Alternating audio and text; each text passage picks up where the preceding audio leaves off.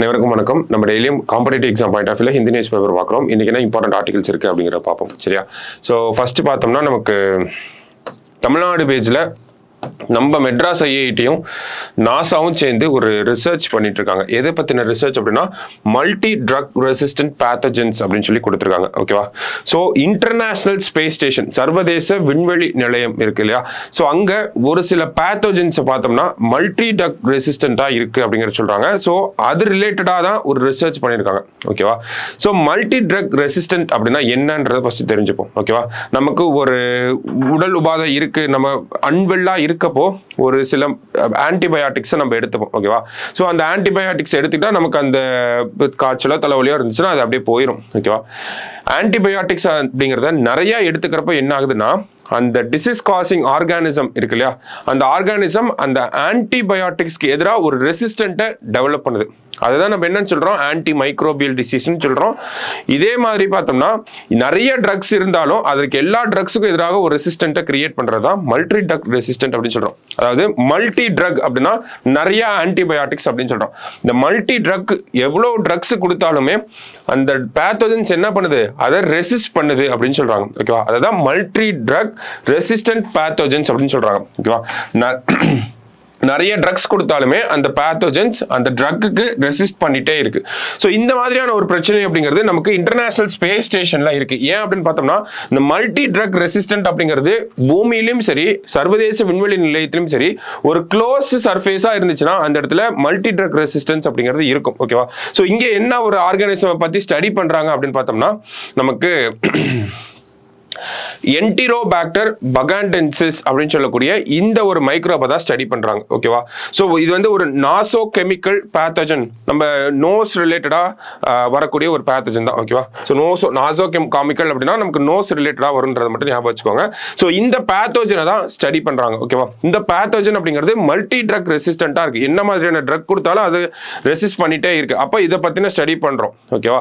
So இதை study பண்ணி அதுல இந்த மல்டி ட்ரக் ரெசிஸ்டண்டா இருக்கனால நிறைய உடல் உபாதைகள் அப்படிங்கிறது விண்வெளி வீரர்களுக்கு வந்து வருது. ஓகேவா? ஸோ அப்போ அவங்கள இந்த மாதிரியான பிரச்சனையிலிருந்து காப்பாற்றணும் அப்படிங்கிறதுக்காக தான் யாரும் இந்த ஸ்டடி பண்றாங்கன்னா ஐஐடி மெட்ராஸும் நாசாவும் சேர்ந்து இந்த ஒரு ஸ்டடியே பண்றாங்க. நாசாலேயே குறிப்பா நம்ம சொல்லணும் அப்படின்னா நாசாவில் ஜெட் ப்ரொபல்சன் லெபார்டரி அப்படின்னு இருக்காங்க. ஓகேவா? Jet propulsion laboratory of NASA and IIT Madras இவங்க ரெண்டு பேரும் சேர்ந்து ஒரு ரிசர்ச் எடுக்கிறாங்க.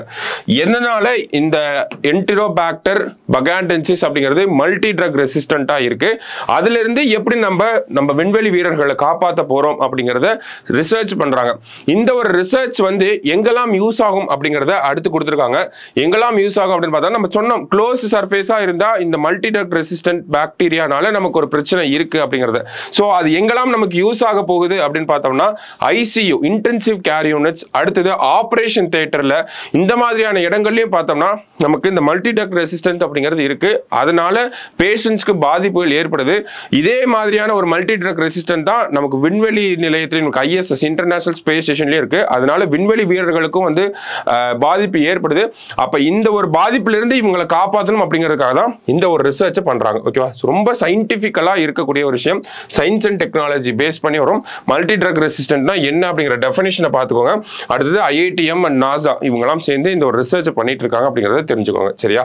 ஸோ அடுத்தது பார்த்தோம்னா இ கவர்னன்ஸ் ரிலேட்டடா ஒரு விஷயம் என்ன அப்படின்னு பார்த்தோம்னா WhatsApp channel to publicise government schemes அப்படின்னு சொல்லியிருக்காங்க. ஓகேவா? ஸோ யார் வாட்ஸ்அப் சேனல் கிரியேட் பண்ண போறாங்க அப்படின்னு பார்த்தோம்னா the department of information and public relations has started a WhatsApp channel TNDIPR government of Tamil Nadu இதை உருவாக்கியிருக்காங்க. ஒரு வாட்ஸ்அப் சேனல் எந்த டிபார்ட்மெண்ட் அப்படின்னு பார்த்தோம்னா செய்தி மற்றும் மக்கள் தொடர்பு துறை அப்படிங்கிற இவங்க என்ன பண்ணியிருக்காங்க, ஒரு வாட்ஸ்அப் சேனலை கிரியேட் பண்ணி அரசாங்கத்தினுடைய திட்டங்களை மக்களுக்கு கொண்டு போய் சேர்க்கணும் அப்படிங்கிற நோக்கத்தோட இந்த ஒரு வாட்ஸ்அப் சேனலை உருவாக்கியிருக்காங்க. தமிழ்நாடு கவர்மெண்டோட இ கவர்னன்ஸ் இனிஷியேட்டிவ்ஸ் கீழே வருது. ஓகேவா? ஸோ அடுத்தது பார்த்தோம் அப்படின்னா நமக்கு தமிழ்நாட்டில் இருக்கக்கூடிய ஸ்டார்ட் அப்போட ஒரு ஸ்டேட்டை வந்து கொடுத்துருக்காங்க. தமிழ்நாட்டில் 2021 வரைக்கும் பார்த்தோம்னா ஒரு அரௌண்ட் 2000 ஸ்டார்ட் அப்ஸ் தான் இருந்திருக்கு. அதற்கப்புறமா பார்த்தோம்னா செப்டம்பர் 2023ஆம் ஆண்டு நம்ம என்ன பண்ணியிருக்கோம் அப்படின்னா Tamil Nadu startup and innovation policy அப்படின்னு சொல்லி ஒன்று கொண்டு வந்திருக்கோம். அதுக்கு கீழே Tamil Nadu startup and innovation TANSIM அப்படின்னு சொல்லுவாங்க, Tamil Nadu startup and innovation mission அப்படிங்கிறதையும் நம்ம பண்ணியிருப்போம். இதெல்லாம் எதற்காக பண்றோம், இந்த பாலிசி கொண்டு வந்து எதற்காக பண்றோம் அப்படின்னா தமிழ்நாடு ஸ்டார்ட் அப்ல ஒரு டாப் ஸ்டேட்டா மாற்றணும் அப்படிங்கிறது அந்த ஒரு நோக்கத்தோட ஸ்டார்ட் அப்காக அதிகமாக முக்கியத்துவம் தர ஆரம்பிச்சோம். ஃபண்டிங் நிறைய கொடுக்க ஆரம்பிச்சோம். ஸ்டார்ட் அப் ஆரம்பிக்கணும் அப்படின்னா அது கீழே நிறைய டான்சீட் அப்படிங்கிற அமைப்பு இருக்கு. அதே மாதிரி பார்த்தோம்னா நமக்கு SC/ST ஸ்டார்ட் அப் ஃபண்ட் அப்படிங்கிறது இருக்கு. இந்த மாதிரி நிறைய ஃபண்டிங்கை வந்து நம்ம கொடுக்க ஆரம்பிச்சோம். ஓகேங்களா? ஸோ அந்த மாதிரி ஃபண்டிங் கொடுக்க ஆரம்பிச்சனால இந்த டான்சிப் பாலிசினால அந்த மாதிரியான ஒரு இனிஷியேட்டிவ்ஸ்னால என்ன ஆயிருக்கு அப்படின்னா தமிழ்நாட்டில் இருக்கக்கூடிய ஸ்டார்ட் அப்ஸோட எண்ணிக்கை அப்படிங்கிறது ரொம்ப அதிகமாயிருக்கு. அந்த ஒரு டேட்டாவை தான் நம்ம கொடுத்துருக்காங்க. 2021ல 2032 இருந்த ஸ்டார்ட் அப்போட எண்ணிக்கை இப்போ பார்த்தோம்னா எவ்வளோ ஆயிருக்கு அப்படின்னு பார்க்குறப்போ as of today number of startups in Tamil Nadu எவ்வளோ அப்படின்னு பார்த்தோம்னா 8416 அப்படின்னு சொல்லி கொடுத்துருக்காங்க. ஓகேங்களா? ஸோ 2-3 வருஷத்துல நம்ம கிட்ட நம்மளோட ஸ்டார்ட் அப்ஸோட எண்ணிக்கை அப்படின்னு பார்த்தோம்னா ஒரு 4 மடங்கு வந்து இன்க்ரீஸ் ஆயிருக்கு. அதனுடைய அச்சீவ்மெண்ட்டை தான் நம்ம பார்க்கணும். ஓகேங்களா? என்ன மாதிரியான திட்டங்கள், ஸோ இது அப்படியே நமக்கு மெயின்ஸ்ல கொடுத்து கேட்கலாம். ஓகேவா? எக்ஸாம்பிளுக்கு எப்படி கொஸ்டின் கேட்பாங்க அப்படின்னு பார்த்தோம்னா தமிழ்நாடோட ஸ்டார்ட் அப் கல்ச்சர் அப்படிங்கிறது, ஸ்டார்ட் அப் எக்கோ சிஸ்டம் அப்படிங்கிறது ஒரு ஃபினாமினல் growth-ஐ ரிஜிஸ்டர் பண்ணிருக்கு. எக்ஸ்பிளைன் த ரீசன்ஸ் அப்படின்னு சொல்லி கூட நம்ம கேட்கலாம். ஓகேவா? தமிழ்நாட்டில் ஸ்டார்ட் அப் அப்படிங்கிறது இவ்வளவு வேகத்தில் வளர்ச்சி அடைஞ்சிருக்கு, அதற்கான காரணங்கள் என்னவாக இருக்கலாம் அப்படிங்கிறத நமக்கு கேட்கலாம். ஸோ அதுக்கு கீழே தமிழ்நாடு கவர்மெண்ட் என்ன மாதிரியான இனிஷியேட்டிவ்ஸ் பண்ணியிருப்பாங்க, எக்ஸாம்பிளுக்கு நான் 2-3 சொல்றேன். Tamil Nadu startup and innovation policy, அதுக்கு கீழே Tamil Nadu startup and innovation mission, அதுக்கு கீழே பார்த்தோம்னா டான்சீட் அப்படின்னு சொல்லி ஒரு விஷயம் இருக்கு. என்ன அப்படின்னு பார்த்தோம்னா அதுக்கு கீழே ஃபண்டிங் வந்து கொடுப்பாங்க. குறிப்பிட்ட ஸ்டார்ட் அப்ஸை வந்து தேர்ந்தெடுத்து அவங்களுக்கு கீழே வந்து ஃபண்டிங்கை வந்து கொடுப்பாங்க. அடுத்தது பார்த்தோம்னா இங்கே ஒரு ஸ்கீம் இருந்துச்சு, Tamil Nadu scheduled caste scheduled try start up fund அப்படிங்கிற இந்த திட்டம். இந்த மாதிரி பல்வேறு திட்டங்கள்னால என்ன ஆகுதுன்னா நிறைய தொழில் முனைவோர்கள் ஆண்டர்பிரினர்ஸ் வந்து உண்டாகிறாங்க. இதனால ஸ்டார்ட் அப் அப்படிங்கிறது நிறைய கிரியேட் ஆகுது. ஸ்டார்ட் அப் கிரியேட் ஆகிறதுனால நமக்கு ஜாப் ஆப்பர்ச்சுனிட்டிஸ், எம்ப்ளாய்மெண்ட் ஆப்பர்ச்சுனிட்டிஸுமே அதிகமாக கிடைக்குது. ஸ்டார்ட் அப்புக்கு மற்றபடி பார்த்தோம் அப்படின்னா இந்த ரிஜிஸ்ட்ரேஷன் அந்த மாதிரியான விஷயங்கள்லாம் இருக்கும், லைசன்ஸ் வாங்குறது அதெல்லாம் இருக்கும். அதுக்கெல்லாம் தமிழ்நாடு அரசாங்கம் கைடன்ஸ் தமிழ்நாடு அப்படிங்கிற ஒரு இணையதளம் இருக்கு. அந்த கைடன்ஸ் தமிழ்நாடுக்குள்ள போய் பார்த்தோம்னா சிங்கிள் விண்டோ போர்ட்டல் அப்படின்னு சொல்லுவாங்க. ஓகேவா? இந்த சிங்கிள் விண்டோ போர்ட்டல் அப்படின்னா நமக்கு ஏதாவது நான் ஒரு பிசினஸ் ஆரம்பிக்கணும் அப்படின்னா நான் நிறைய இடங்கள்ல போய் சைன் வாங்க வேண்டியதெல்லாம் இருக்கும். ஸோ அதெல்லாம் ஒரே இணையதளத்தில் கொடுத்துருக்காங்க. ஓகேவா? ஒரு வெப்சைட்டுக்குள்ள போனாலே நான் எல்லா விதமான அப்ளிகேஷனையும் ஃபில் பண்ணி என்னால் அப்ரூவல் வாங்க முடியும். ஸோ அதுதான் சிங்கிள் விண்டோ போர்ட்டல் அப்படின்னு சொல்றாங்க. 200க்கும் மேற்பட்ட சர்வீசஸை வந்து அதில் ஆஃபர் பண்றாங்க. ஸோ இந்த மாதிரி பல்வேறு திட்டங்கள்னால தமிழ்நாடு அரசாங்கம் என்ன பண்ணியிருக்காங்க அப்படின்னா ஸ்டார்ட் அப் கல்ச்சரை வந்து தமிழ்நாட்டில் புகுத்தியிருக்காங்க. அதனுடைய விளைவாக தான் 2032 இருந்த ஸ்டார்ட் அப்போட எண்ணிக்கை 2021ல இப்போ 2024 as of June 11 பார்த்தோம்னா நமக்கு 8416 உயர்ந்திருக்கு அப்படிங்கிறத நம்ம சொல்லலாம். ஓகேவா? ஸோ இதை ஃபர்தரா டெவலப் பண்றதுக்கு என்ன பண்ண போறாங்க அப்படின்னு பார்த்தோம்னா தமிழக அரசாங்கம் அடுத்த வருஷம் குளோபல் ஸ்டார்ட் அப் சம்மிட், இப்போ சமீபத்தில் பார்த்தோம் குளோபல் இன்வெஸ்டார்ஸ் மீட் அப்படிங்கிறத 3வது முறையாக தமிழக அரசாங்கம் நடத்தியிருந்தாங்க. அதே மாதிரி குளோபல் ஸ்டார்ட் அப் சம்மிட் அப்படிங்கிறத முதல் முறையாக தமிழக அரசாங்கம் நடத்த போறாங்க. எப்போ அப்படின்னா அடுத்த வருஷம் சென்னையில் ஜனவரி மாதம் நடத்த போறாங்க. சரியா? ஸோ இதெல்லாம் முக்கியமான விஷயங்கள் மெயின்ஸ்ல ரிஃப்ளெக்ட் ஆகிறதுக்கான வாய்ப்புகள் இருக்கும். ஓகேவா? ஸோ அடுத்த செய்தியில பார்க்குறப்போ நமக்கு எடிட்டோரியல் பேஜில் எக்ஸாம் பாயிண்ட் ஆஃப் வியூல எதுவும் எடுத்துக்கிற மாதிரி இல்லை. ஸோ அதை அவாய்ட் பண்ணிக்கலாம். நம்ம அடுத்தது பார்த்தோம்னா நம்ம அமைச்சரவை கூட்டம் அப்படிங்கிற ஃபர்ஸ்ட் கேபினெட் மீட்டிங் அப்படிங்கிறது நடந்து முடிஞ்சிருக்கு. ஸோ அதில் இந்த கவர்மெண்ட் ஃபர்ஸ்ட் டைமா எந்த ஃபைலில் சைன் பண்ணியிருக்காங்க அப்படிங்கிறத கொடுத்துருந்தாங்க. ஸோ ஜஸ்ட் என்ன அப்படிங்கிற மட்டும் தெரிஞ்சுப்போம். நமக்கு தெரியும் இந்த 2019 கோரக்பூர் உத்தரப்பிரதேசில் வச்சு பிரதான் மந்திரி கிசான் அப்படின்னு சொல்லி ஒரு திட்டம் வந்துச்சு, கிசான் சம்மன் நிதி. இந்த திட்டத்துக்கு கீழே 6000 ரூபாய் காசு கொடுப்பாங்க. ஓகேவா? அது 3 தவணைகளா, ஒரு தவணைக்கு 2000 அப்படின்னு சொல்லி 3 தவணைகளா விவசாயிகளுக்கு வந்து டைரக்டா அக்கௌண்ட்ல வந்து விழுகிற மாதிரி காசு கொடுக்குறாங்க. ஓகேவா? ஸோ இந்த திட்டத்துக்கான அடுத்த இன்ஸ்டால்மெண்ட்டை ரிலீஸ் பண்ணியிருக்காங்க, ஒரு 20,000 கோடி ரிலீஸ் பண்ணியிருக்காங்க. ஸோ அதுதான் இந்த கவர்மெண்டோட ஃபர்ஸ்ட் சிக்னேச்சரா வந்து இருக்கு. ஓகேவா?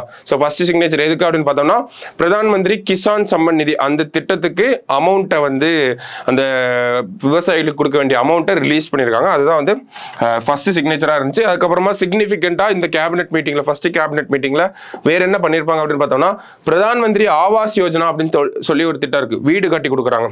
ஆவாஸ் யோஜனா கிராமின் அர்பன் அப்படின்னு சொல்லி 2 திட்டமா இருக்கு. ஓகேவா, பிரதான் மந்திரி ஆவாஸ் யோஜனா ரூரல், பிரதான் மந்திரி ஆவாஸ் யோஜனா அர்பன் ஒன்று இருக்கு, கிராமின் அப்படின்னு சொல்லி ஒன்று இருக்கு. அர்பன் அப்படிங்கிறது ministry of housing and urban affairs கீழே வரும். ரூரல் கிராமின் அப்படிங்கிறது நமக்கு ரூரல் டெவலப்மெண்ட் மினிஸ்ட்ரி கீழே வரும். ஓகேவா, ஸோ இது கீழே என்ன பண்றாங்கன்னா வீடு கட்டி கொடுக்குறாங்க. ஸோ அதுக்கான ஃபண்டையும் வந்து ஃபர்ஸ்ட் கேபினெட் மீட்டிங்ல வந்து ரிலீஸ் பண்ணியிருக்காங்க. ஓகேவா, ஸோ அது ஒரு 3 கோடி வீடுகள் கட்டித்தர போறோம் அப்படிங்கிற டார்கெட்ல வச்சிருக்காங்க. ஸோ அதற்கான ஃபண்டிங் அப்படிங்கிறத ரிலீஸ் பண்ணியிருக்காங்க. ஓகேவா, ஸோ ஃபர்ஸ்ட் கேபினெட் மீட்டிங்ல என்னென்ன டெசிஷன் எடுத்தாங்க அப்படிங்கிறதுல இம்பார்ட்டன்டான 2 டெசிஷனை மட்டும் நம்ம பார்க்குறோம். சரிங்களா, ஒன்று பிரதான் மந்திரி கிசான் சம்மன் நிதிக்கு கீழே ஃபண்டிங்கை ரிலீஸ் பண்ணியிருக்காங்க. அதே தான் ஆவாஸ் யோஜனா கீழே ஃபண்டிங்கை வந்து ரிலீஸ் பண்ணியிருக்காங்க.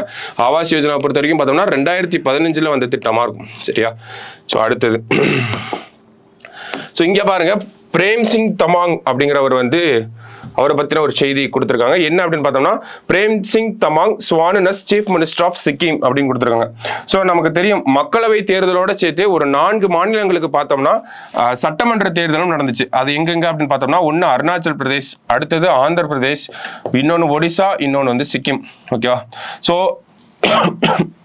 இதுல சிக்கிம் பொறுத்த வரைக்கும் சிக்கிமோட சீஃப் மினிஸ்டரா யார் வந்திருக்காங்க அப்படின்னா பிரேம் சிங் தமாங் அப்படின்னு சொல்லக்கூடிய இவர் தான் வந்து 2வது முறையா மறுபடியும் சீஃப் மினிஸ்டரா வந்திருக்காரு. சரியா, ஸோ அந்த ஒரு அப்பாயின்மெண்ட் ரிலேட்டடா பார்ப்போம் இதை. ஓகேவா, ஸோ அடுத்தது பார்த்தோம்னா நமக்கு சயின்ஸ் அண்ட் டெக்னாலஜில இருந்து இன்னொரு விஷயம் இருந்துச்சு. என்ன அப்படின்னு பார்த்தோம்னா, ISRO releases images of sun captured by Aditya L1 during May.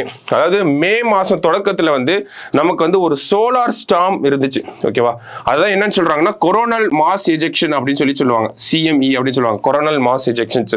So இந்த சோலார் ஸ்டார்ம் அப்போ சன்ல என்ன மாதிரியான மாற்றங்கள் நிகழ்ந்துச்சு அப்படிங்கிறத நம்மளோட ஆதித்யா L1 பேலோட், மொத்தம் ஒரு 8 பேலோட் இருக்கு. ஓகேங்களா, அதுல 2 பேலோட் வந்து என்ன பண்ணிருக்குன்னா போட்டோவா எடுத்து இஸ்ரோவுக்கு அனுப்பியிருக்கு. ஓகேவா, ஸோ ஆதித்யா L1 பேலோட்ஸ்ல 2 என்ன பண்ணிருக்கு அப்படின்னா, என்னென்ன பேலோட்ஸ் அப்படின்னு பார்த்தோம்னா, சூட் அப்படிங்கிற இந்த பேலோடும் வெல்க் அப்படின்னு சொல்லக்கூடிய இந்த 2 பேலோட்ஸும் என்ன பண்ணிருக்கு அப்படின்னா போன மாதம் மே தொடக்கத்தில் வந்து நடந்துச்சு. ஒரு கொரோனல் மாஸ் எஜெக்ஷன் அப்படிங்கிறது நடந்துச்சு. அதனால என்ன ஆச்சு அப்படின்னு பார்த்தோம்னா, நமக்கு நார்த்தன் போல்ல போகக்கூடிய விமானங்கள்லாம் கொஞ்சம் பாதிக்கப்பட்டுச்சு. அதே மாதிரி நமக்கு அரோரா போரியாலிஸ், அரோரா ஆஸ்ட்ரலிஸ் அப்படின்னு சொல்லக்கூடிய இந்த நார்தன் லைட், சதர்ன் லைட் இதெல்லாமே வந்து ரெட் கலர்ல வந்து தெரிஞ்சது. ஓகேவா, இதெல்லாம் எதுக்கு என்ன காரணம் அப்படின்னா, இந்த சோலார் ஸ்டார்ம்னால தான் நமக்கு அந்த ஒரு விஷயம் நிகழ்வு அப்படிங்கிறது நடந்துச்சு. ஸோ அந்த சோலார் ஸ்டார்ம் அப்போ சூரியன்ல என்ன மாதிரியான மாற்றங்கள் நிகழ்ந்துச்சு அப்படிங்கறத நம்மளோட ஆதித்யா L1 வந்து படம் பிடிச்சிருக்கு. ஓகேவா, ஆதித்யா L1ல யாரு படம் பிடிச்சிருக்காங்க அப்படின்னு பார்த்தோம்னா, solar ultra violet imaging telescope அப்படின்னு சொல்லக்கூடிய சூட் அப்படின்ற பேலோடும் விசிபிள் எமிஷன் லைன் கொரோனோகிராஃப் அப்படின்னு சொல்லக்கூடிய வெல்க் அப்படிங்கிற இந்த பேலோடும் தான் அந்த படங்களை வந்து நமக்கு படம் பிடிச்சு இஸ்ரோவுக்கு வந்து டேட்டாவா அனுப்பியிருக்கு. ஓகேவா, ஸோ இதனால இஸ்ரோவுக்கு என்ன லாபம், என்ன ஒரு அட்வான்டேஜ் அப்படின்னு பார்த்தோம்னா, நமக்கு நிறைய விஷயங்களை ஸ்டடி பண்றதுக்கு இந்த இமேஜஸ் யூஸ் ஆகும் அப்படிங்கறத இஸ்ரோ பிரஸ் ரிலீஸ்ல சொல்லியிருக்காங்க. என்ன மாதிரியான ஸ்டடிஸ் அப்படின்னு பார்த்தோம்னா, சோலார் ஃபிளேர், சோலார்ல இருந்து நமக்கு ஃபிளேர்ஸ் அப்படின்னா தெரியும். ஓகேவா, நிறைய அந்த வெடிப்புகள் அப்படின்னு சொல்லுவாங்க. சோலார் ஃபிளேர்ஸ் பத்தி, சோலார் சன்ல எப்படி எனர்ஜி டிஸ்ட்ரிபியூஷன் அப்படிங்கிறது இருக்கு, சன் ஸ்பாட்ஸ் பத்தி படிக்கிறதுக்கு, ஸ்பேஸோட வெதரை பத்தி படிக்கிறதுக்கு, அதே மாதிரி சோலாரோட ஆக்டிவிட்டிஸை வந்து நம்ம சன்னோட ஆக்டிவிட்டிஸை வந்து மானிட்டர் பண்றதுக்கு, யூவி ரேடியேஷன் ரிலேட்டடான ஸ்டடிஸ்க்கெல்லாம் இந்த ஒரு 2 இந்த இமேஜஸ் அப்படிங்கிறது நமக்கு யூஸ் ஆகும்ன்றதை கொடுத்துருக்காங்க. ஓகேவா, ஸோ ஆதித்யா L1 அச்சீவ்மெண்ட்ஸ்க்கு கீழே இதை நம்ம பார்ப்போம். நமக்கு மெயின்ஸ்லேயே கேட்டாங்கன்னா கூட ஆதித்யா L1 போய் அனுப்பிட்டோம். ஜனவரி 6, 2024 L1 அப்படிங்கிற பாயிண்ட்டுக்கு போயிருச்சு. அதுக்கப்புறம் அதனுடைய வேலை என்னதான் ஆச்சு, ஏதாவது அச்சீவ்மெண்ட் இருக்கா அப்படின்னு கேட்டா இதெல்லாம் நம்ம ஆதித்யா L1 அச்சீவ்மெண்ட்ஸ்ல எழுதலாம். சயின்ஸ் அண்ட் டெக்னாலஜி ரிலேட்டடா வருது. ஓகேவா, ஸோ அடுத்தது பார்த்தோம் அப்படின்னா, ஸோ இந்த இடத்துல ஒரு இம்பார்ட்டன்டான நியூஸ் என்ன கொடுத்துருக்காங்க அப்படின்னு பார்த்தோம்னா, பிரிக்ஸ் ரிலேட்டடா ஒரு நியூஸ் கொடுத்துருக்காங்க. India welcomes Egypt, Iran, UAE, Saudi Arabia and Ethiopia joining BRICS அப்படின்னு கொடுத்துருக்காங்க. ஸோ நமக்கு தெரியும். ஓகேவா, அதாவது ஜனவரி 1, 2024 இந்த 2024 இருந்து என்ன ஆச்சு அப்படின்னா, பிரிக்ஸ் அப்படிங்கிற கூட்டமைப்பு Brazil, Russia, India, China and south Africa 5 நாடுகள் இருக்கக்கூடிய இந்த டீம் 10 நாடுகள் கொண்ட டீமா மாறுச்சு. ஓகேவா? அப்போ ஜனவரி 1, 2024 என்னாச்சு அப்படின்னா ஒரு 5 நாடுகள் வந்து புதுசா சேர்ந்தாங்க. ஓகேவா? எதுல அப்படின்னா பிரிக்ஸ் அமைப்புல வந்து புதுசா சேர்ந்திருக்காங்க. ஸோ அவங்க யாரெல்லாம் அப்படிங்கிற பேரை தான் நம்ம கொடுத்துருக்காங்க. Egypt, Iran, UAE, Saudi Arabia and Ethiopia. இது ஈஸியா ஞாபகம் வச்சுக்கலாம். ICU அப்படின்னு சொல்லி ஞாபகம் வச்சுக்கோங்க. ஓகேவா? ICU என்னென்ன அப்படின்னு பார்த்தோம்னா Iran, Saudi Arabia, Egypt, Ethiopia, அடுத்தது UAE. ஓகேவா? ஸோ ஷார்ட்கட் இதை ஞாபகம் வச்சுக்கோங்க. ஸோ இந்த 5 நாடுகள் தான் புதுசாக வந்து நமக்கு எங்கே சேர்ந்திருக்காங்க அப்படின்னா பிரிக்ஸில் சேர்ந்திருக்காங்க. ஸோ அவங்கள ஜஸ்ட் ஒரு வெல்கம் பண்ணியிருக்கோம், அவ்வளோதான். ஓகேவா? ஸோ கான்டெக்ட் அதுதான், பட் ஸ்டில் யாரெல்லாம் அந்த 5 பேர் அப்படிங்கிறத நமக்கு முக்கியம். ஸோ அதை நம்ம பார்க்குறோம். சரிங்களா? ஸோ இன்னைக்கு நியூஸ் பேப்பரை பொறுத்த வரைக்கும் இதெல்லாம் தான் இம்பார்ட்டண்ட்டான நியூஸஸாக இருந்துச்சு. சயின்ஸ் அண்ட் டெக்னாலஜி ரிலேட்டடாக 2 விஷயங்கள் வந்துச்சு. ஸோ அதை நல்லா பார்த்து வச்சுக்கோங்க. நம்ம நாளைக்கு நியூஸ் பேப்பரில் மீட் பண்ணலாம். தேங்க்யூ.